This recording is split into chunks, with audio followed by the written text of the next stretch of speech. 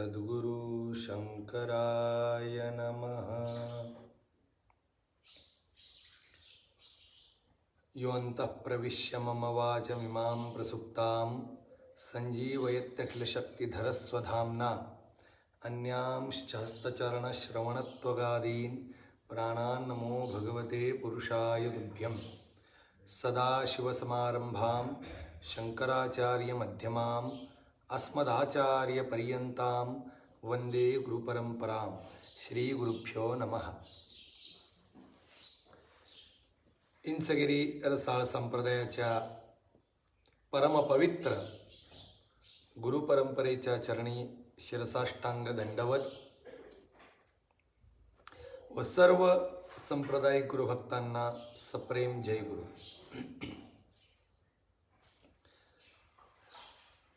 अहर्निशी सदा परमार्थ करावा, पाय न ठेवावा आडमार्गी। या तुकोबारायांच्या नित्यपाठाच्या दुसऱ्या अभंगावर सध्या आपण सर्वजण मिळून चिंतन करत आहोत। एकंदरीत अहर्निशी सदा असं म्हणण्यामागचा उद्देश काय तो आपण पाहिला। त्यानंतर परमार्थ या शब्दाचं विस्तृत विवेचन करण्याचा प्रयत्न काल आपण केला। आता त्याच विषयाला थोडंसं पुढे घेऊन जाण्याचा एक प्रयत्न करूयात। अहर्निशी सदा परमार्थ करावा याचा आपण सामान्यतः अर्थ पाहिला की दिवस रात्र सदा सर्वदा सातत्याने मनुष्याने परमार्थ करावा। परमार्थ या शब्दाचं चिंतन करत असताना परमार्थ म्हणजे साक्षात भगवान परमात्मा किंवा एक अलौकिक नित्य शुद्ध बुद्ध मुक्त सत्य स्वभाव असणारं जे चैतन्य आहे तो चैतन्य रूपी विषय या ठिकाणी परमार्थ या शब्दाने बोललेला आहे। तर आता एकंदरीत अभंगाच्या माध्यमातून आपल्याला एवढं कळतं या पहिल्या चरणाच्या माध्यमातून की मनुष्याने सदा सर्वदा भगवंताला आपला विषय करावा। विषय करावा म्हणजे आपल्या शरीराच्या प्रत्येक अंगाने शरीरामध्ये असणाऱ्या प्रत्येक इंद्रियाच्या माध्यमातून भगवंताला आपला विषय करावा अशी भूमिका मांडलेली आहे। म्हणजे दिवस रात्र प्रत्येक साधकाच्या प्रत्येक जीवाच्या माध्यमातून त्या भगवंताचंच स्मरण व्हावं, भगवंताचंच चिंतन व्हावं। भगवंताला सोडून आपली इंद्रिय आणि आपला इंद्रियांचा जो अध्यक्ष जे मन आहे ते मन कधीही भगवत व्यतिरिक्त गोष्टींमध्ये रमवण्याचा प्रयत्न आपण करू नये। म्हणजे भगवंताशिवाय इतर कोणत्याही गोष्टीचं चिंतन आपण करू नये। तर ही एक एकंदरीत आपण गोष्ट पाहिली की देवाने आपल्याला जी इंद्रिय दिलेली आहेत, जे मन दिलेलं आहे, त्या इंद्रियाच्या माध्यमातून मनाच्या माध्यमातून आपल्याला त्याच भगवंताचा साक्षात्कार किंवा त्याच भगवंताचं ज्ञान प्राप्त करून घ्यायचं आहे। आणि त्यासाठी अनेक संतांच्या वाङ्मयातून आपण उदाहरणं घेऊ शकतो की त्याच्यावरून आपल्याला कळतं की देवाने जे आपल्याला हात पाय आणि ही ज्ञानेंद्रिय दिलेली आहेत, या ज्ञानेंद्रियांचा सदुपयोग केवळ आणि केवळ त्याच भगवंताच्या दर्शनासाठी आणि त्याच भगवंताच्या ज्ञानासाठी करवून घ्यायचं आहे। या सर्व गोष्टींना सोडून जर आपण ही इंद्रिय भगवत व्यतिरिक्त भगवंताशिवाय इतर कोणत्या तरी प्रापंचिक गोष्टींमध्ये रमवण्याचा प्रयत्न केला, या इंद्रियांच्या माध्यमातून प्रापंचिक विषयांचा उपभोग जर आपण घेऊ लागलो तर त्याचा परिणाम आपल्या इंद्रियांचं तेज क्षीण होतं आणि मनुष्य एक प्रकारे अधोगतीला जातो।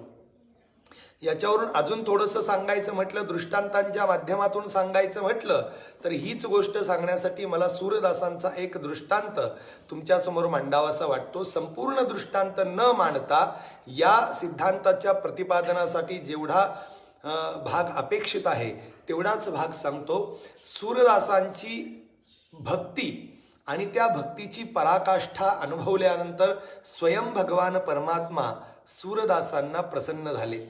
सूरदास हे जन्मांध होते, जन्मतः आंधळे होते. त्यांना डोळ्यांनी जन्मल्यापासूनच दिसत नव्हतं. आणि अशा प्रकारचे आंधळे असणारे सूरदास भगवंताचे फार मोठे भक्त होते. आणि मग अशा प्रकारे भगवत भक्तीमध्ये तल्लीन झालेल्या सूरदासांची भगवंताने परीक्षा घेतली. परीक्षेनुसार सूरदास त्या परीक्षेत उत्तीर्णही झाले. आणि उत्तीर्ण झाल्यानंतर प्रसन्न झालेला भगवान परमात्मा सूरदासांच्या समोर उपस्थापित झाला. आणि त्या भगवान परमात्म्याने सूरदासांचं अंधत्व हे नष्ट केलं आणि सूरदासांना दृष्टी दिली. डोळ्यांची शक्ती पुन्हा सूरदासांना दिली. मग सूरदासांना डोळ्यांची शक्ती आली. सूरदासांनी डोळे उघडले. उघडल्यानंतर समोर साक्षात भगवान परमात्मा त्यांना दिसला.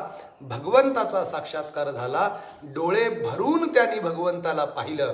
अक्षरशः सूरदासांचे डोळे पाणावले. सूरदासांच्या डोळ्यातून अश्रूंच्या धारा वाहू लागल्या की ज्या भगवंताचं दर्शन हे अत्यंत दुर्लभ समजलं जातं, तो भगवान परमात्मा आज साक्षात माझ्या समोर उभा आहे.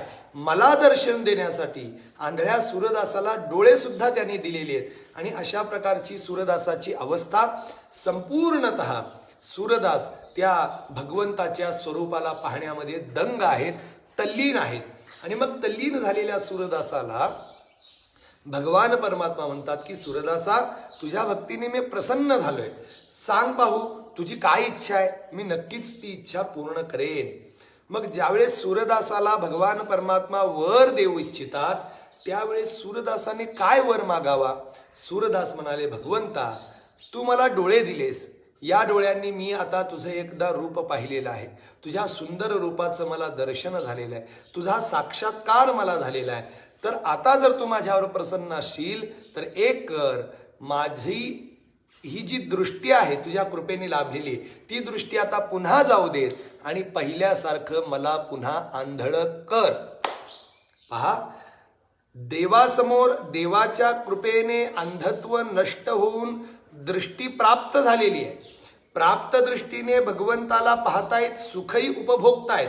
पण मागणं मागताना मागतं पुन्हा एकदा मला आंधळच करावं अशी भूमिका सूरदास मांडतायत. का बरं अशी भूमिका मांडतायत? देवालाही मोठं आश्चर्य वाटलं आणि देवाने सूरदासांना विचारलं, अहो सूरदास पुन्हा आंधळ होण्याचा विचार करताय, काय कारण याच्या मागचं? त्यावेळेस सूरदास सांगतात, भगवंता हे डोळे किंवा या शरीरातील प्रत्येक इंद्रिय फक्त आणि फक्त तुझ्या सेवेसाठी असावं, तुझ्या ज्ञानासाठी असावं. आज या डोळ्यांनी या प्रपंचातील सर्वोत्कृष्ट विषय म्हणजे साक्षात भगवान परमात्मा तो पाहिलेला आहे. आणि मग ज्या डोळ्याने अविनाशी असणारा, नित्य शुद्ध मुक्त सत्य स्वभाव असणारा, साक्षात जगदुत्पत्ती स्थितिलय करता असणारा भगवान परमात्मा पाहिला आहे, त्या डोळ्यांनी आता पुन्हा या रूपाला सोडून, या भगवत स्वरूपाला सोडून या फाटक्या तुटक्या विनाशी प्रपंचाला पाहायचं म्हणजे एक प्रकारे ती दृष्टीची अधोगती आहे. आणि अशा प्रकारे दृष्टीची अधोगती आणि मला माझी स्वतःची अधोगती करून घ्यायची नाही. ज्या डोळ्यांनी तुझ्यासारखं रूप पाहिलं त्या डोळ्यांनी पुन्हा या फाटक्या तुटक्या संसाराला मला पाहायचं नाही. आणि म्हणून देवा मला पुन्हा एकदा आंधळ कर. या डोळ्यांनी तुझं रूप पाहिलं ना, आता दुसरं काहीही पाहण्यात माझी इच्छा नाही. आणि अशा प्रकारचं वक्तव्य करून तुकाराम सूरदासांनी पुन्हा एकदा देवाकडून अंधत्व मागून घेतलं. हा दृष्टांत सांगण्यामागचा माझा एकच हेतू आहे की तुकाराम महाराज म्हणतात, अहर्निशी सदा परमार्थ करावा. सदा सर्वदा दिवस रात्र आपण परमार्थ करावा. परमार्थ करावा म्हणजे काय करावं? तर त्या भगवंताचं नामस्मरण करावं, भगवंताचं चिंतन करावं, त्या भगवंताची पूजा अर्चना करावी, भगवंताची सेवा करावी. इंद्रियांच्या माध्यमातून, मनाच्या माध्यमातून कधीही त्या भगवंताचा वियोग होऊ न देणे, अशा प्रकारची भूमिका बजावणं म्हणजेच एक प्रकारे अहर्निशी सदा सर्वदा त्या भगवंताचं स्मरण करणं किंवा त्या भगवंताची भक्ती करणं. तर भक्ती किंवा भक्त हा तोच असतो जो कधीही आपल्या सद्गुरूंपासून किंवा त्या भगवंतापासून विभक्त होत नाही. मग जो विभक्तच होत नाही त्यालाच खऱ्या अर्थाने भक्त म्हटलं जातं. आणि अशा प्रकारे भक्ताने कधीही कोणत्याही काळी भगवंतापासून दूर राहू नये ही भूमिका आहे. आणि याच भूमिकेची मांडणी करत असताना तुकाराम महाराजही त्या भूमिकेला न्याय देत असताना या दुसऱ्याच अभंगाच्या पहिल्या चरणातून म्हणतात, अहर्निशी सदा परमार्थ करावा. तर आता आपल्याला मुद्दा कळाला, सदा सर्वदा भगवंताचं नामस्मरण करावं, भगवंताचं चिंतन करावं. सदा सर्वदा भगवंताचं चिंतन केलं तर ठीक आहे, आम्ही करू, पण त्याचा परिणाम काय होईल, त्याचं कारण काय, या गोष्टीही आपल्याला कळणं गरजेचं आहे. तर त्याच्यासाठी आपण म्हणतो की भगवंताचं सतत नामस्मरण केलं तर सुखरूप दशा प्राप्त होते किंवा भगवंताच्या स्मरणाने जीव स्वतः भगवत स्वरूप होत असतो. पण याला पुरावा काय, याला प्रमाण काय, हे कोणत्या न्यायाच्या माध्यमातून आपण सिद्ध करू. तर या गोष्टीला सिद्ध करण्यासाठी मला एक शास्त्रातील या ठिकाणी न्याय द्यावासा वाटतो. शास्त्रामध्ये भ्रमर कीट न्याय असा एक न्याय आहे. त्या न्यायाचं नाव आहे भ्रमर कीट न्याय. भ्रमर म्हणजे भुंगा आणि कीट म्हणजे छोटासा अत्यंत सूक्ष्म असा किडा. तर या दोघांचं एक गोष्ट अशी सांगितली जाते. भ्रमर हे शरीराने थोडंसं मोठं आहे किड्यापेक्षा. किडा अत्यंत क्षुद्र असतो, छोटासा असतो, लहानसा असतो. आणि मग एखादा किडा जन्माला आल्यानंतर एखाद्या झाडाच्या पानावर तो किडा विसावलेला आहे, अत्यंत लहान असा तो किडा आहे. आणि तो किडा जो त्या झाडाच्या पानावर बसलेला आहे, तर त्याची समोर नजर गेली तर एक मोठासा भुंगा, त्याच्या दृष्टीने मोठा असा भुंगा, अकराळ विकराळ असणारा भुंगा, तो भुंगा त्या झाडावर येऊन सारख्या गिरक्या मारतोय, झाडावर येऊन सारखा घुम घुम फिरतोय. आणि मग त्या भुंग्याला हा छोटासा किडा सतत पाहतोय. का पाहतोय? त्याला एक प्रकारची मनामध्ये भीती आहे की हा भुंगा माझं भक्षण करेल काय, हा भुंगा मला मारेल काय.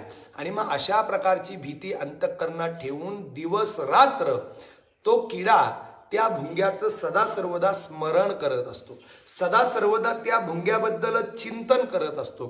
तो भुंगा कधी येईल, आत्ता येईल का, आत्ता येईल का, आत्ता येईल का, असं म्हणून अहर्निशी सदा सर्वदा त्या छोट्या किड्याच्या माध्यमातून त्या भुंग्याचं स्मरण केलं जातं. मग वारंवार सदा सर्वदा अहर्निशी 24 तास दिवस रात्र त्या किड्याच्या माध्यमातून भुंग्याचं जे स्मरण केलं जातं, त्या वारंवार वारंवार वारंवार त्याच केवळ एका भुंग्याच्या स्मरणाने त्या किड्याची दशा काय होते माहिती आहे का? एक दिवस वारंवार त्या भुंग्याचं स्मरण करत करत तो किडा स्वतः भुंगा होत असतो. पहा, वारंवार तो छोटासा किडा वारंवार भुंग्याचं स्मरण करत करत करत स्वतः त्या भुंग्याच्या स्वरूपाला प्राप्त होत असतो. याला म्हणतात शास्त्रामध्ये भ्रमर कीट न्याय. म्हणजे काय सांगायचं यातून? ज्या गोष्टीचं स्मरण, ज्या गोष्टीचं चिंतन, ज्या गोष्टीचा ध्यास हा मनुष्य करत असतो सदा सर्वदा, कोणत्याही खंडाशिवाय, कोणत्याही व्यत्ययाशिवाय, कोणत्याही प्रकारच्या अडीअडचणीशिवाय, बाधेशिवाय जर सदा सर्वदा एखाद्या व्यक्तीच्या माध्यमातून एखाद्या विषयाचं चिंतन घडू लागलं, सदा सर्वदा घडू लागलं, तर परिणामतः तो व्यक्ती त्या स्वरूपाला प्राप्त होत असतो. आणि याला उदाहरण द्यायचं म्हटलं तर ते आहे भ्रमर कीट न्याय. मग हाच न्याय परमार्थामध्येही लागू होतो. जर परमार्थामध्ये आपण अहर्निशी सदा सर्वदा त्याच भगवंताचं चिंतन करू लागलो, त्याच भगवंताचं स्मरण करू लागलो, त्याच भगवंताच्या नामस्मरणामध्ये तल्लीन राहिलो, त्या एका भगवंताला सोडून इतर कोणत्याही गोष्टीचं चिंतन आपण जर केलं नाही, तर परिणामतः एक दिवस असा उगवेल की त्या दिवशी भगवंताचं स्मरण करता करता करता जीव स्वतः भगवत स्वरूप होऊन जाईल. पहा, जीव स्वतः भगवत स्वरूप होईल. तर अशा प्रकारची ही भूमिका आहे आणि म्हणून त्याला भ्रमरकीट न्याय आहे. तो ज्ञानेश्वर माऊलींनीही भ्रमराचेनी ध्यासे अशा प्रकारे तो न्याय आपल्या ग्रंथांच्या माध्यमातून सांगितलेलं आहे, ओवींच्या माध्यमातून मांडलेलं आहे. तर या भ्रमरकीट न्यायाच्या माध्यमातून आपल्याला एक कळतं, जर सदा सर्वदा भगवंताचं स्मरण आपण केलं, सदा सर्वदा भगवंताचं चिंतन आपण केलं, तर भगवंताच्या सदा सर्वदा चिंतनाचा परिणाम एक दिवस जीवही स्वतः भगवत स्वरूप होईल. जसं तो किडा भुंगाच होतो, तसं जीवही शिव झाल्याशिवाय राहत नाही. आणि त्याला उदाहरण काय, त्याला प्रमाण काय, तर स्वतः वेदवाङ्मय श्रुती सांगते, ब्रह्मवेद ब्रह्मैव भवती, ब्रह्मविद आपनोति परम. म्हणजे ब्रह्म जाणून जीव हा स्वतः ब्रह्मस्वरूपच होत असतो आणि मग त्याचं जीवत्व भंग पावतं. ज्ञानेश्वर महाराज म्हणतात, दर्पणी पाहता रूप न दिसे आपुले. काय म्हणतात? दर्पणी पाहता रूप न दिसे आपुले. त्या देवाने माझ्यावर अशी कृपा केली आहे, त्या देवाचं वारंवार चिंतन, देवाचं वारंवार मी स्मरण करते आणि वारंवार देवाचं स्मरण केल्याने त्या देवाने असा एक आशीर्वाद दिलाय. कसा आशीर्वाद दिलाय? दर्पणी पाहता रूप न दिसे आपुले.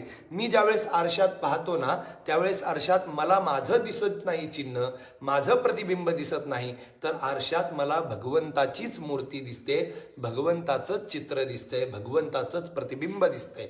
याचा अर्थ भक्त जर कोणत्याही प्रकारची विभक्त स्थिती न करता सदा सर्वदा त्या भगवंताशी जोडला असेल, तर एक दिवस तो भक्त भक्तपणाचा त्याग करून भगवंत झाल्याशिवाय राहत नाही. आणि म्हणून जीवनाचं कल्याण हे वस्तुतः जीवाने जीवपणाचा त्याग करून भगवंताच्या स्वरूपाशी एक होणं, भगवंताच्या स्वरूपाला प्राप्त करणं, हेच एक जीवाचं ध्येय आहे, हेच एक जीवाचं लक्ष्य आहे. आणि जर जीवाला जीवपणाचा त्याग करून त्या भगवत स्वरूपाशी ऐक्य प्राप्त करायचं असेल, तर अशा प्रकारच्या लक्ष्याच्या प्राप्तीसाठी जीवाने अहर्निशी सदा सर्वदा परमार्थ करायलाच पाहिजे, ही भूमिका या ठिकाणी मांडलेली आहे. तर अशा प्रकारे अहर्निशी सदा परमार्थ करावा असं सांगितलेले. आता अजून एक मुद्दा मला सांगायचा आहे. परमार्थ या शब्दाचा जरी यौगिक अर्थ, म्हणजे जर आपण शब्दांची फोड करून जर आपण अर्थ पाहिला, तर परम असणारा अर्थ म्हणजे विषयांमध्ये सर्वोत्कृष्ट विषय, आणि विषयांमध्ये सर्वोत्कृष्ट विषय हा केवळ आणि केवळ तो एक भगवान परमात्मा आहे असा अर्थ होतो. म्हणजे परमार्थ शब्दाचा अर्थ परमार्थ तत्वंच वासुदेवाख्यम परम ब्रह्म असं गीता भाष्यामध्ये शंकराचार्यांनी सांगितलेलं. म्हणजे परमार्थ म्हणजे ब्रह्म, परमार्थ म्हणजे परमात्मा, परमार्थ म्हणजे भगवंत असा अर्थ होतो. हा शब्दांच्या माध्यमातून मिळालेला अर्थ आहे. पण आज मात्र प्रपंचामध्ये परमार्थ या शब्दाचा अर्थ भगवंत न राहून भगवंताच्या प्राप्तीचा मार्ग, त्याला परमार्थ असं म्हटलेलं आहे, म्हणजे रूढ झालेला आहे. पहा, परमार्थ हा शब्द आजच्या काळामध्ये रूढ हा भगवत प्राप्तीचा मार्ग जो आहे त्या मार्गामध्ये रूढ झालेला आहे. रूढ झालाय म्हणजे आता बोली भाषेमध्ये तो शब्द त्या अर्थीच वापरला जातो. आता परमार्थ म्हणजे भगवंत यापेक्षा परमार्थ म्हणजे भगवंताच्या प्राप्तीचा मार्ग किंवा भगवंताच्या प्राप्तीचं साधन या अर्थी रूढ आहे. रूढार्थ यौगिकार्थ म्हणजे काय, तर थोडक्यात मी सांगतो आणि पुढे जातो. यौगिक अर्थ म्हणजे शब्दांच्या धातू प्रत्ययाच्या माध्यमातून मिळणारा अर्थ, त्याला यौगिक अर्थ म्हणतात. आणि रूढार्थ म्हणजे यौगिक अर्थ किंवा धातू प्रत्यय व्याकरण न पाहता तो शब्द कोणत्या अर्थी रूढ झालेला आहे, लोकांमध्ये कोणत्या अर्थी वापरला जातो, त्याला रूढी म्हणतात. आणि रूढी ही अत्यंत बलवान मानलेली आहे. उदाहरणार्थ सांगायचं म्हटलं तर आज आपण झेरॉक्स हा शब्द वापरतो. झेरॉक्स या शब्दाचा अर्थ काय आहे, जर आपण मूळ खरं पाहायला गेलं तर झेरॉक्स ही कंपनी आहे आणि या कंपनीच्या माध्यमातून ती फोटोस्टेप फोटोकॉपी करण्याची मशीन तयार केली जाते. पण आपण काय म्हणतो, या 2 पानांची झेरॉक्स द्या. म्हणजे झेरॉक्स हे कंपनीचं नाव आहे आणि आपण जे मागतोय ते फोटोकॉपी मागतोय. पण वस्तुतः आता झेरॉक्स हाच शब्द त्या अर्थी रूढ झालेला आहे. अजूनही सांगायचं म्हटलं तर गावाला आजही दुकानात गेल्यानंतर ज्यावेळेस आपण कपड्याची पावडर मागतो, कपडे धुण्याची पावडर मागतो, तेव्हा आपण निरमा द्या असं आपण म्हणतो. अनेक वेळा म्हणजे गावामध्ये निरमा हाच शब्द रूढ झालेला आहे. कशासाठी?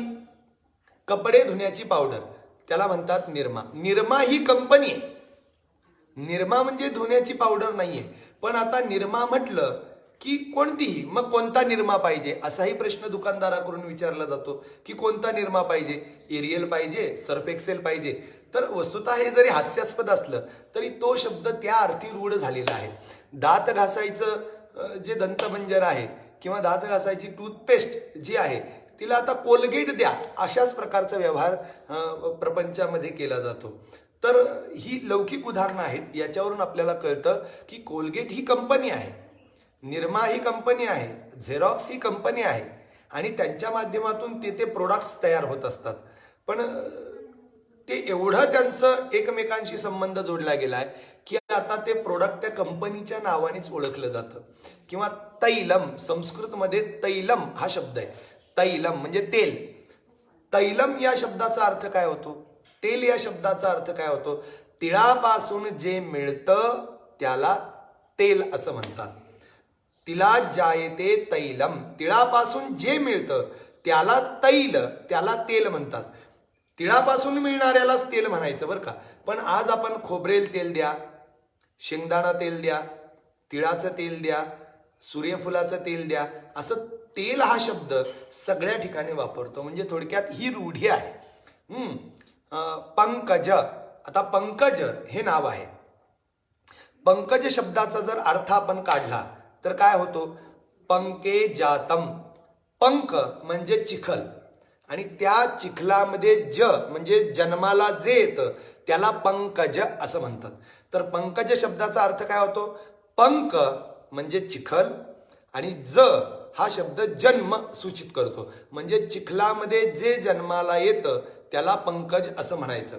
आता पंकज या शब्दाचा अर्थ आपण काय वापरतो? पंकज म्हणजे वस्तुतः चिखलामध्ये जे जे जन्माला येतं ते सगळं पंक. मग चिखलामध्ये किड्यामुंग्याही जन्माला येतात, चिखलामध्ये बेडूकही जन्माला येतं, चिखलामध्ये मच्छरही जन्माला येतात. पण मग त्या सगळ्यांना आपण पंकज म्हणतो का? नाही, त्या सगळ्यांना आपण पंकज म्हणत नाही. मग पंकज म्हटलं की आपण कोणाला म्हणतो? पंकज म्हणजे फक्त आणि फक्त सुवर्ण कमळ. कमळ जे कमळ आहे त्या कमळालाच आपण पंकज म्हणतो. म्हणजे पंकज हा शब्द रूढीने त्या कमळामध्येच जातो, इतर कोणामध्येही जात नाही. तसं मी हे का सांगतोय? हा शास्त्रीय विचार आहेत, त्याची जास्त चर्चा करायची गरज नाही. फक्त मला एवढं सांगायचंय, अहर्निशी सदा परमार्थ करावा. म्हणजे या ठिकाणी तुकाराम महाराजांनी परमार्थ करावा म्हणजे परमार्थ जो भगवान परमात्मा आहे त्या भगवंताच्या प्राप्तीचा जो मार्ग आहे त्या मार्गानेच आपण आपला प्रवास करावा. तर तुकाराम महाराजांनाही या ठिकाणी परमार्थ या शब्दाच्या माध्यमातून यौगिक अर्थ जो भगवान परमात्मा आहे तो या ठिकाणी तर रूढी भगवंताच्या प्राप्तीचा मार्ग तो परमार्थ. आता आपण म्हणतो परमार्थाला लागा जरा, असे अनेक जणांना उपदेश देता. अहो किती प्रपंच करा, आता परमार्थ करा, परमार्थाला लागा. म्हणजे पारमार्थिक जीवनाला, पारमार्थिक वाटचाल करायला सुरुवात करा. तर परमार्थ या शब्दाचा यौगिक अर्थ शब्दांच्या माध्यमातून पाहिला तर ब्रह्म होतो.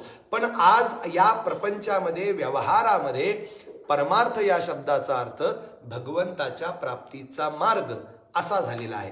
तर अहर्निशी सदा परमार्थ करावा म्हणजे याचा जर आपण आता व्यवस्थित अर्थ घेतला तर असं होईल की दिवस रात्र सदा सर्वदा व्यक्तीने भगवंताच्या प्राप्तीचा जो मार्ग आहे त्याच मार्गाचं अनुसरण करावं. काय होईल अर्थ? प्रत्येक जीवाने अहर्निशी सदा सर्वदा परमार्थ म्हणजे भगवंताच्या प्राप्तीचा जो मार्ग आहे त्या मार्गाचं अनुसरण करावं, अशा प्रकारची भूमिका मांडलेली. मग हा रूढी अर्थ इथं परमार्थ या शब्दाचा का ग्रहण केलेला आहे, कशावरून ग्रहण केलेला आहे? कारण पुढं नका आड राणा जाऊ जनी, पाय न ठेवावा आड मार्गी असा शब्द, असं पुढचं चरण आहे. उत्तरार्ध काय आहे? पाय न ठेवावा आड मार्गी म्हणजे परमार्थाच्याच मार्गाने प्रवास करा, परमार्थ मार्ग सोडून आडराणी दुसऱ्या कोणत्याही मार्गाने जाऊ नका. तर या दोन पूर्वार्ध आणि उत्तरार्ध या चरणाचं पहिलं पूर्वार्ध आणि उत्तरार्ध या दोघांची सांगड, या दोघांची संगती जर बसवून घ्यायची असेल तर परमार्थ या शब्दाचा यौगिकार्थ न ग्रहण करता इतर रूढ्यार्थ ग्रहण करावा लागेल. परमार्थ म्हणजे भगवंताच्या प्राप्तीचा मार्ग. याच परमार्थाचं वर्णन किंवा अशाच प्रकारचं वर्णन हे अनेक साधू संतांनी केलेलं आहे. अनेक साधू संतांनी परमार्थ हा शब्द रूढीने परमार्थ म्हणजे भगवंताच्या प्राप्तीचा मार्ग या अर्थी सांगितलेले. परमार्थ जन्माचे सार्थक, परमार्थ संसारी तारक. बघा काय सांगितलेले, परमार्थ जन्माचे सार्थक. परमार्थ कसा आहे? परमार्थ जन्माचं सार्थक करणारा आहे. परमार्थ संसारामध्ये असणाऱ्या निमज्जित झालेल्या जीवाला या संसारातून पार करवून देणार आहे. संसार सागरातून एखाद्याला तरवून जायचं असेल तर संसार सागरातून तरवून नेणारं, संसार सागरातून जीवाला पैलतीरावर घेऊन जाणारं तारक जर काय असेल तर ते परमार्थ आहे. आणि म्हणून परमार्थ जन्माचे सार्थक, परमार्थ संसारी तारक. आणि या परमार्थाचं वैशिष्ट्य काय आहे? काय या परमार्थाची वाटचाल प्रत्येक साधकाने करावी, प्रत्येक जीवाने परमार्थ करावा?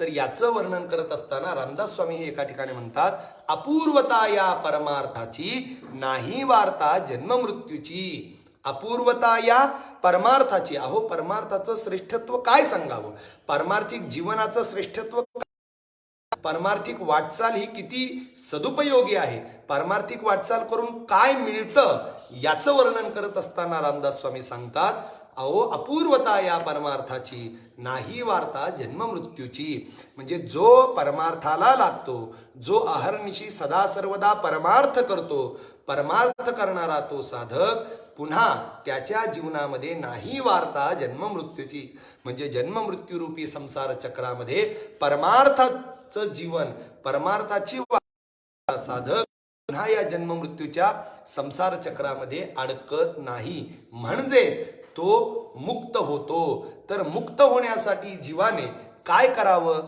तर परमार्थ करावं. अशा प्रकारची भूमिका रामदास स्वामींनी ही मांडलेली आहे की जीवनामध्ये आपल्याला नरदेह मिळालेला आहे, या नरदेहाच्या माध्यमातून सात्विक गुणाचा उत्कर्ष करायचा आहे आणि त्या सत्वगुणाचा उत्कर्ष करून आपल्याला परमार्थाची वाट धरायची आहे. परमार्थाची वाट धरली तर आपल्या जीवनाचं सार्थक झाल्याशिवाय राहणार नाही. कारण जो परमार्थाची वाटचाल धरतो, जो परमार्थाची वाटचाल करतो, त्याचं श्रेष्ठत्व सांगत असताना, त्याचं महत्व सांगत असताना या ठिकाणी रामदास स्वामी म्हणतात की वार्ता नाही जन्म मृत्यूची. आणि म्हणून जर जन्म मृत्यूच्या चक्रातून तुम्हाला तुमची सुटका करवून घ्यायची असेल, जर संसार सागर तरून जायचा असेल, मुक्तीची दशा अनुभवायची असेल, या शरीराला सार्थक करायचे असेल, दुर्लभ झालेला नरदेह सार्थक करायचा असेल तर तुम्ही काय करायला पाहिजे? तर त्याचं वर्णन करत असताना म्हणतात की भल्याने परमार्थी भरावे. काय सांगितलेले?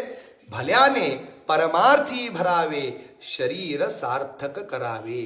रामदास स्वामी म्हणतात भल्याने परमार्थी भरावे, म्हणजे जो भला सज्जन आहे, ज्याला थोडंसं ज्ञान आहे, ज्याला थोडंसं कळतंय, आपण बंधनात आहो याची जाणीव ज्याला आहे, अशा त्या भल्याने परमार्थी भरावे.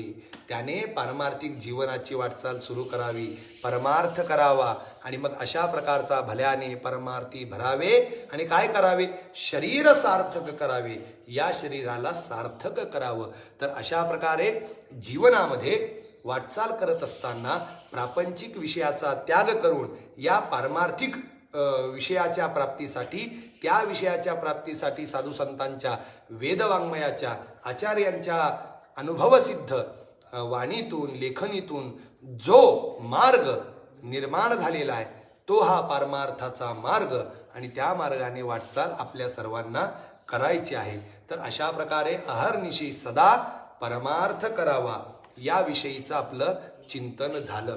आणि मग हे अशा प्रकारची भूमिका मांडत असताना तुकाराम महाराज काय करावं याबरोबरच काय करू नये याचंही ज्ञान या ठिकाणी करवून देतात. पहा, जीवनामध्ये प्रत्येक जीवाला काय करावं याचं ज्ञान असणं गरजेचंच आहे, पण काय करावं याच्यासोबतच काय करू नये याचंही ज्ञान असणं गरजेचं आहे.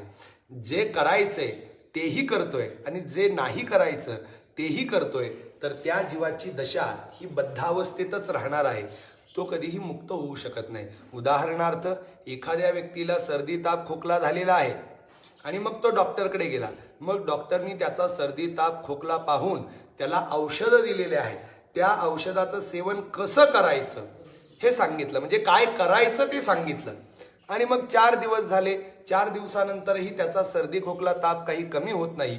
तो पुन्हा डॉक्टरांकडे येतो. तुम्ही सांगितलेला कोर्स जसं तुम्ही सांगितलं तसं मी घेतला, तशाच प्रकारे मी गोळ्यांचं सेवनही केलं, औषधाचं सेवनही केलं, तुम्ही सांगितलं ते सर्व काही केलं, पण माझा खोकला सर्दी ताप काही गेला नाही. काय?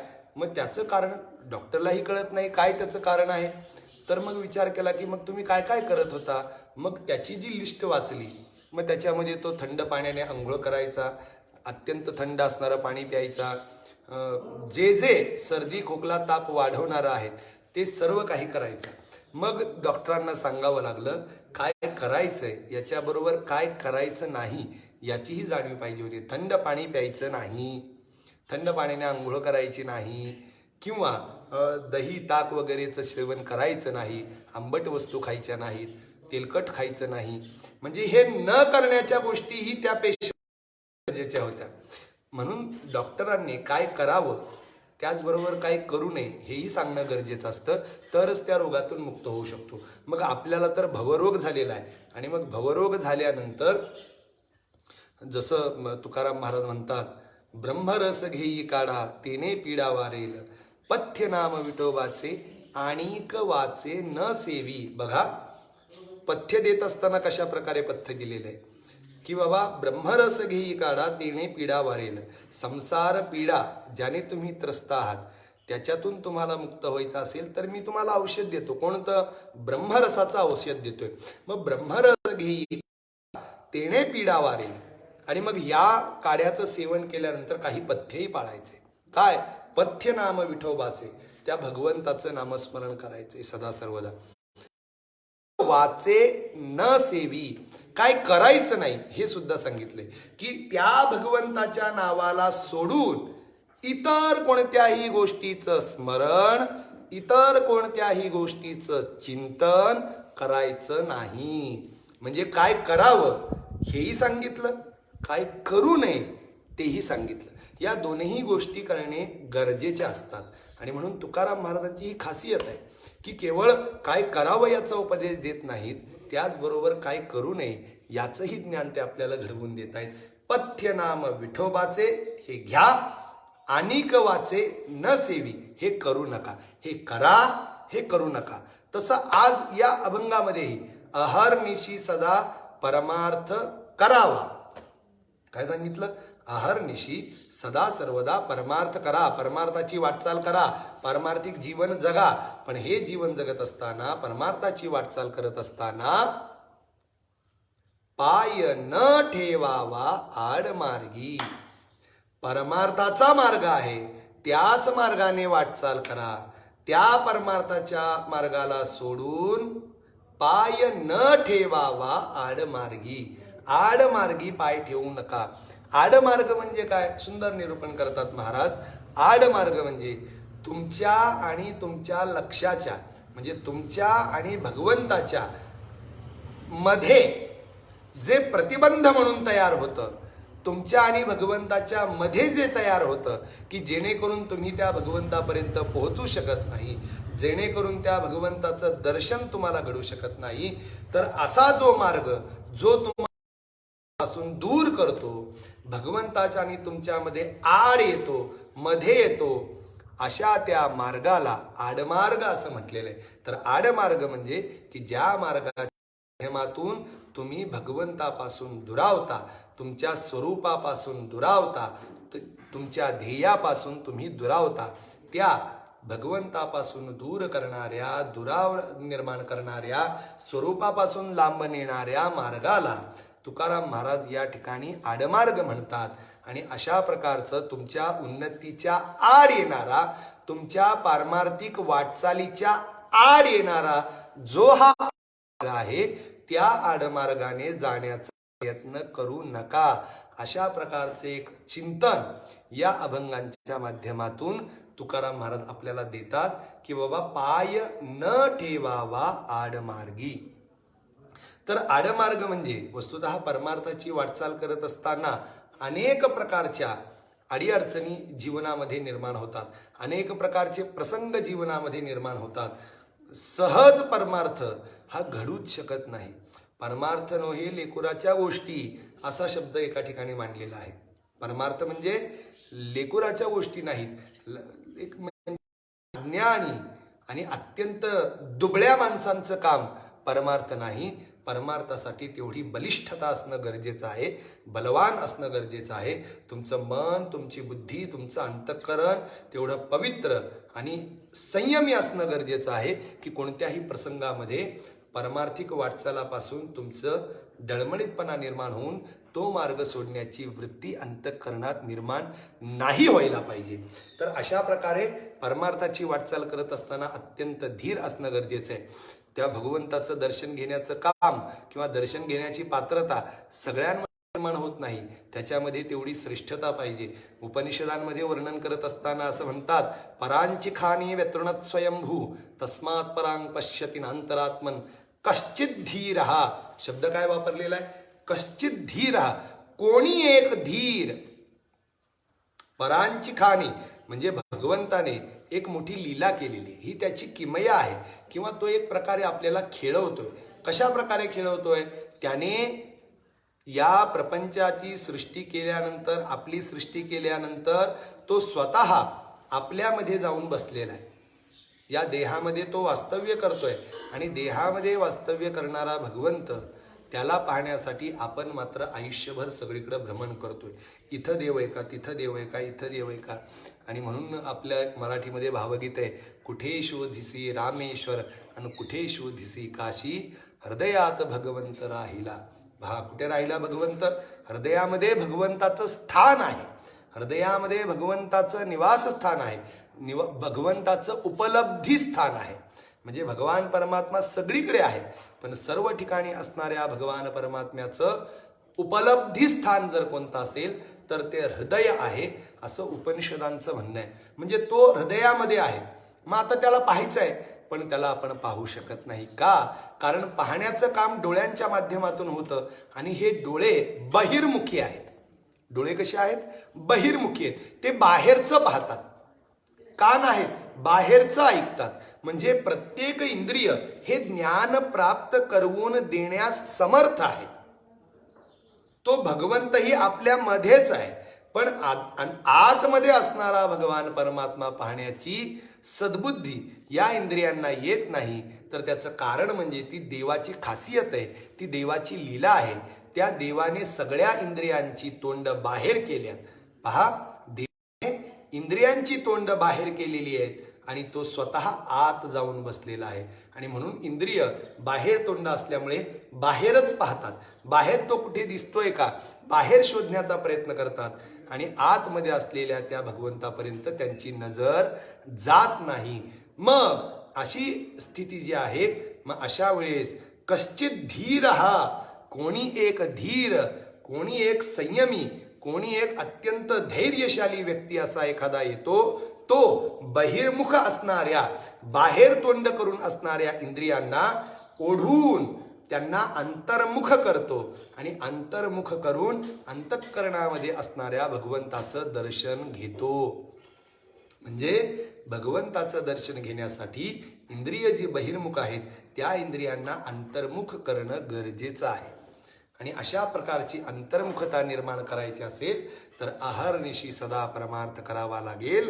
आणि बहिर्मुखता ज्यामुळे येते त्या आडमार्गावर कोणत्याही प्रकारची वाटचाल करायची नाही. आणि म्हणून तुकाराम महाराज या ठिकाणी विशेषत्वाने सांगतात की अहर्निशी सदा परमार्थ करावा, पण अशा प्रकारच्या परमार्थिक जीवनाची वाटचाल करत असताना पाय न ठेवावा आडमार्गी. आडमार्गी मात्र पाय तुम्ही ठेवू नका.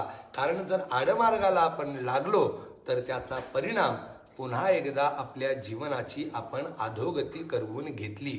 पुन्हा एकदा या संसार सागरामध्ये आपण निमज्जित झाल्याशिवाय राहणार नाहीत. आणि म्हणून जीवनामध्ये नरदेहाची प्राप्ती झालेली आहे आणि या दुर्लभ नरदेहाचं जर या नरदेहाच्या माध्यमातून जीवनाचं कल्याण करायचं असेल, साफल्यता अनुभवायची असेल, तर साफल्यता अनुभवण्यासाठी या नरदेहाला सत्कारणी सन्मार्गी लावणं गरजेचं आहे. आणि मग सन्मार्गी लावणं म्हणजे कुठे लावायचं? साधू संतांनी जो मार्ग दावून गेले ते गेलेले आहेत. मार्ग दावूनी गेले आधी दयानिधी संत ते. साधू संतांनी आपल्याला मार्ग दाखवलेला आहे आणि तो परमार्थाचा मार्ग जो आहे त्या मार्गाने आपल्याला प्रवास करायचा आहे. आणि तो प्रवास करत असताना बघा, श्रेयांसी बहुविघ्नानी असं म्हटलं जातं. चांगल्या मार्गामध्ये अडचणी हजारो निर्माण होतात.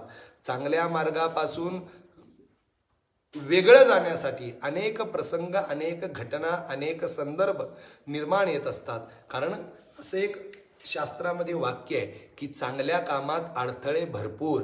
आणि मग जर एखादा जीव स्वतःच्या जीवनाचं कल्याण करण्यासाठी जर सन्मार्गाला जात असेल, परमार्थाची वाटचाल करत असेल, तर ते त्याच्यासाठी सर्वोत्कृष्ट आहे. त्यातच त्याचं कल्याण आहे. मग अत्यंत कल्याणात्मक असणारा जो सन्मार्ग म्हणजे हा परमार्थाचा मार्ग जो आहे, त्या मार्गाने वाटचाल करत असणाऱ्या जीवाला तो परमार्थाचा मार्ग सहज साध्य नाही. त्या परमार्थाची वाटचाल करत असताना अनेक प्रसंग त्याच्या जीवनात असे उद्भवतात की त्याच्यामुळे कदाचित तो परमार्थाची वाटचाल करण्याची सोडून देऊ शकतो. पण ती एक प्रकारे भगवंताने घेतलेली परीक्षा असते. आपण सर्व प्रकारच्या अडीअडचणींना समोर जाऊन त्या परमार्थाची वाटचाल करायची असते. आणि कधीही कोणत्याही लोभाला बळी न पडता, कोणत्याही भीतीला बळी न पडता, कोणत्याही प्रकारच्या दोषांना बळी न पडता आडमार्गाला जाण्याचा प्रयत्न आपण करायचा नाही. तर अशा प्रकारची भूमिका या एकंदरीत अभंगाच्या पहिल्या चरणाच्या माध्यमातून तुकाराम महाराज या ठिकाणी आपल्यासमोर मांडतात की मंडळी, अहर्निशी सदा सर्वदा तुम्ही परमार्थ करा. पण अशा प्रकारचे परमार्थाची वाटचाल करत असताना चुकूनही तुमचा पाय आडमार्गी ठेवू नका. कारण चुकून जरी तुमचा पाय आडमार्गी पडला तर आडमार्गी पाय टाकलेल्याचं एक वाईट फळ किंवा त्याचा वाईट परिणाम हा आपल्या जीवनामध्ये आपल्याला भोगावा लागेल. आणि म्हणून चेतावणी देतात, सावधान करतात तुकाराम महाराज की पाय न ठेवावा आडमार्गी. कारण आडमार्ग जो आहे, आडमार्गीचे विषय आहेत, हे माणसाला एवढे आकृष्ट करतात की माणूस त्याच्यातच गुंततो. आणि या एका गोष्टीचं वर्णन करण्यासाठी मी एक छोटासा दृष्टांत तुम्हाला सांगतो आणि आजचं माझं वक्तव्य थांबवतो. कोण्या एका नगरीमध्ये एक राजा होता आणि दुर्दैवाने त्या राजाला अपत्य नव्हतं, अपत्य सुख नव्हतं, मुलगा नव्हता. आणि मग वार्धक्य आल्यानंतर राजाने विचार केला की आता मी तर वृद्ध झालेलो आहे आणि वार्धक्य आल्यामुळे आता मला या सर्व सांसारिक विषयांचा त्याग करून आता स्वतःच्या जीवनाचं कल्याण करवून घेणं गरजेचं आहे. आणि अशा प्रकारचा विचार करून मग राजा आता पुढे वानप्रस्थाश्रम स्वीकारावा अशी भूमिका अंतकरणात ठेवतो.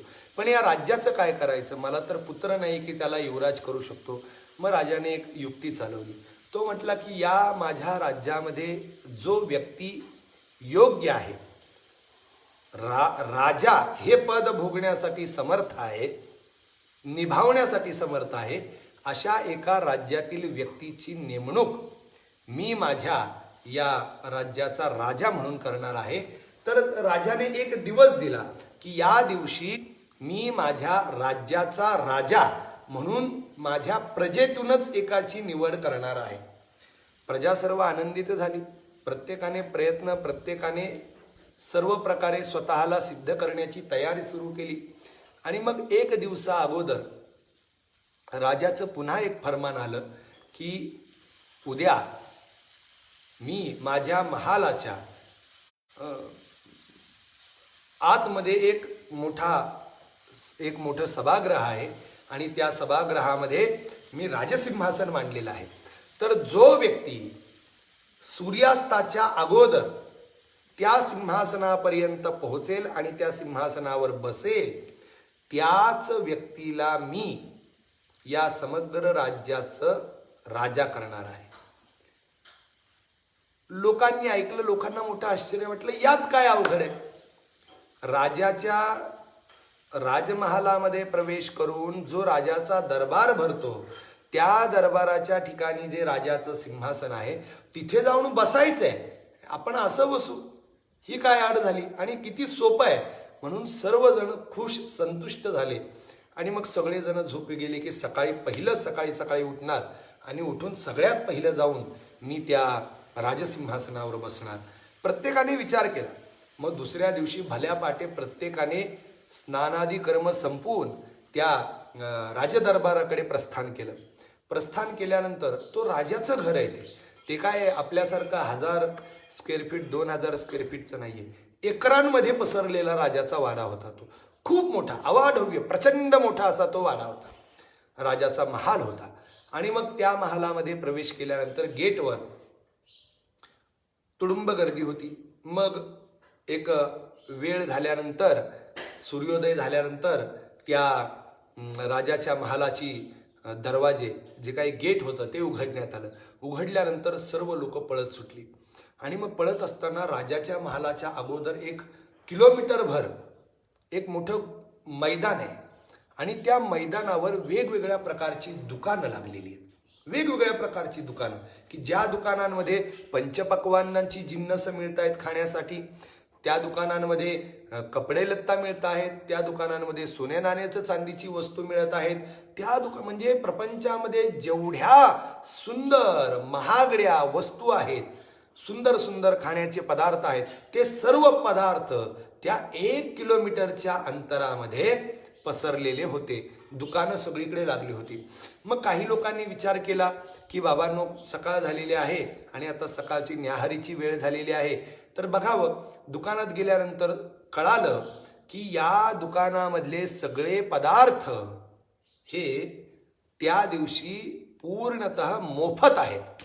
काय कळालं? प्रत्येक दुकानामधला पदार्थ हा मोफत आहे. आणि मोफत आहे असं म्हटल्यानंतर लोकांची तुडुंब गर्दी त्या दुकानांमध्ये पसरली. प्रत्येक जण प्रत्येक दुकानात जाऊन गरजेपेक्षा जास्त सामान घेण्याचा प्रयत्न करू लागला. गरजेपेक्षा जास्त सामान घेण्याचा प्रयत्न करू लागला. पोटभर खाल्ल्यानंतर पुन्हा पिशव्या भरू लागले. सुंदर सुंदर सोन्याचे दागिने, चांदीचे दागिने, सुंदर सुंदर हिरे, मोती, रत्न आणि अशा प्रकारची जड जवाहिर किंवा सर्व प्रकारच्या ज्या ज्या मौल्यवान गोष्टी आहेत, त्या सर्व मौल्यवान गोष्टी त्या प्रत्येक जण मला जास्त मिळाव्या या लोभापायी त्या गोळा करू लागलं. आणि मग प्रत्येक प्रजेतील व्यक्ती जो राजा बनण्यासाठी ज्याने प्रवास सुरू केलेला आहे, प्रवास सुरू करत असताना ही जी किलोमीटर अंतरामध्ये दुकानं पसरली होती, जी मोफत होती आणि जी आनंदित करणारी होत्या वस्तू त्याच्यामध्ये, आणि त्याच वस्तूंमध्ये रमले. आणि रमल्यानंतर प्रत्येक जण त्या गोष्टींमध्ये रमला, त्याच गोष्टींमध्ये गुंतला, त्याच गोष्टी ग्रहण करू लागला. आणि एवढं करत असताना मंडळी सर्वजण ही विसरली की आपण राजा होण्यासाठी आलेलो आहे. राजा होण्यासाठी आपण या महालामध्ये प्रवेश केलेला आहे. राजा होण्यासाठी आपण घरातून बाहेर प्रवास सुरू केलेला आहे. आणि ते राजपद जर उपभोगायचं असेल तर मला ह्या गोष्टींचा त्याग करून पुढे जाणं गरजेचं आहे. पण या गोष्टींचा मोह एवढा प्रचंड प्रमाणात प्रत्येक व्यक्तीला त्या मोहाने बांधलं की व्यक्ती ते राजसिंहासनाचं विसरून गेला आणि त्या क्षुल्लक गोष्टींमध्येच रमला. पण मंडळी, तिथं त्या लोकांना एक लक्षात नाही आलं, अरे त्या राजसिंहासनाचं वर जाऊन मी जर बसलो तर ह्या सगळ्या गोष्टींचा मीच एकटा मालक होणार आहे. पण ह्या सर्व गोष्टींचा विसर पडला आणि लोक त्याच 1 किलोमीटर अंतरामध्ये पसरलेल्या दुकानांमध्ये असणाऱ्या ज्या वस्तू, त्या वस्तू गोळा करण्यामध्ये दंग झाले. संध्याकाळची वेळ झाली, दिवस पूर्ण गेला, लोकांनी गाड्या भरल्या, पण कोणत्याही व्यक्तीने त्या दरबारामध्ये प्रवेश करून राजसिंहासनावर बसण्याचं कोणाच्याही लक्षात राहिलं नाही आणि सूर्यास्त झाला, पण एकही प्रजेतील व्यक्ती त्या सिंहासनावर बसलाच नाही. म्हणजे राजसिंहासन उपलब्ध आहे, पण प्रवास करता आला नाही.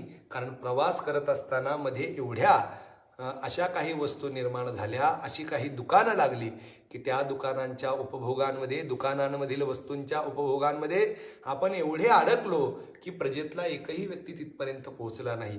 राजाला अतिशय दुःख झालं.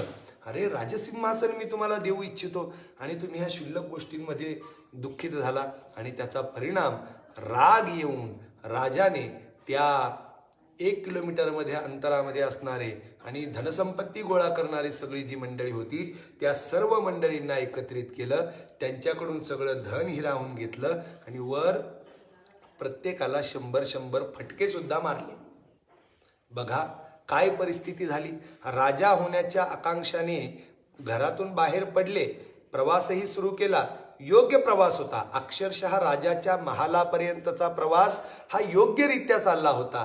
पण ज्या वेळेस त्या महालामध्ये प्रवेश करत असताना एक परिसर लागला आणि त्या परिसरातील असणाऱ्या वेगवेगळ्या वस्तू, वेगवेगळे पदार्थ, वेगवेगळी जिन्नस, त्या सर्व जिन्नसांनी, पदार्थांनी, वस्तूंनी आणि त्यांच्या मूल्याने त्या सर्व राजा बनू इच्छिणाऱ्या लोकांच्या बुद्ध्या भ्रष्ट केल्या. आणि त्याचा परिणाम राजसिंहासन विसरून त्या क्षुल्लक गोष्टींमध्ये ते रमले आणि कोणीच राजा होऊ शकलं नाही. आणि शेवटी अंततोगत्वा संपत्ती गेली, राजसिंहासन गेलं आणि वर राजाचे 100 फटकेही खावं लागले. मी हे का सांगतोय तर चांगला राजसिंहासन प्राप्त करणे हे चांगलं होतं ध्येय आणि त्या ध्येयाच्या प्राप्तीसाठी मार्गही योग्य निवडला होता. पण मार्गामध्ये वाटचाल करत असताना अनेक असे प्रसंग, अनेक अशा घटना, अनेक अशा गोष्टी घडतात की ज्या गोष्टी आपल्याला आपल्या मूळ ध्येयापासून दूर करतात, मूळ लक्ष्यापासून दुरावण्याचा प्रयत्न करतात. पण जर आपण त्या मूळ वस्तूंपासून दुरावलो नक्कीच सर्वोत्कृष्ट राजसिंहासन आपण प्राप्त करू. पण जर आपण त्या गोष्टींमध्येच रमलो तर मात्र आपण आपल्या मूळ उद्देशापासून दुरावतो आणि त्याचा परिणाम आपली अधोगती झाल्याशिवाय राहत नाही. आणि म्हणून तुकाराम महाराजांनी सांगितलं की मंडळी, परमार्थ करा, या मार्गाने वाटचाल कराल तर साक्षात भगवत स्वरूप व्हाल. ह्या जगाची उत्पत्ती स्थिती लय करता असणारा जो भगवान परमात्मा तद्रूप तुम्ही व्हाल. त्याच्यासारखं स्वरूप तुम्हाला प्राप्त होईल, किंबहुना तेच स्वरूप तुम्हाला प्राप्त होईल, तेच तुम्ही व्हाल. आणि अशा प्रकारचा ह्या परमार्थाची वाटचाल करत असताना चुकूनही अधोगतीला कारणीभूत ठरणारा जो आडमार्ग आहे त्याच्यामध्ये गुंतू नका. जर त्याच्यामध्ये गुंतला तर तुमच्या जीवनाची, तुमच्या शरीराची हानी झाल्याशिवाय राहणार नाही. तर अशा प्रकारची भूमिका या अभंगाच्या पहिल्या चरणातून तुकाराम महाराजांनी मांडलेली आहे. एकंदरीत आजच्या या वक्तव्याने आपलं पहिलं चरण, अहर्निशी सदा परमार्थ करावा, पाय न ठेवावा आडमार्गी, या चरणाचं यथोचित ज्ञान नक्कीच आपणा सर्वांना झालं असेल. असो, आपण सर्वांनी जो काही प्रसंग आज आहे त्या प्रसंगानुगुण घरातच राहून या कोरोनासारख्या विषाणूचा किंवा त्या विषाणूच्या विरोधात आपल्याला लढा द्यायचा आहे. तर घरातच राहा, सुरक्षित राहा, ग्रंथांचं अध्ययन करा, पारमार्थिक जीवनाची वाटचाल करण्यासाठी अपेक्षित असणारी जी भूमिका आहे ती भूमिका अंतःकरणात निर्माण करा. भगवंताची, समर्थांची कृपादृष्टी आपणा सर्वांवर राहो ही आज प्रार्थना करतो. उद्या आपण पुन्हा 11 वाजता भेटूयात. तोपर्यंत जय गुरु.